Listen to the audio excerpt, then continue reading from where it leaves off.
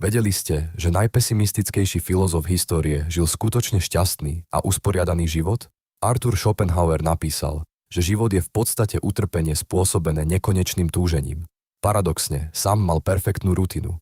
Každý deň vstal o 7, písal presne 4 hodiny, hral na flautu a venčil svojho pudla v rovnakom čase. Chodil do tej istej kaviarne, sedel pri tom istom stole a čítal noviny. Večer pravidelne navštevoval divadlo.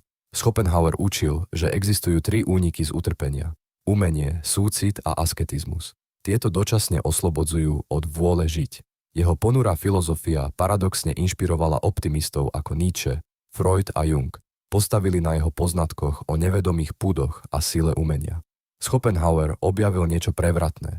Keď príjmeme, že život je prirodzene neuspokojivý, namiesto boja proti tomu získame zvláštny druh pokoja. Prestaneme bojovať s realitou a nájdeme filozofickú radosť.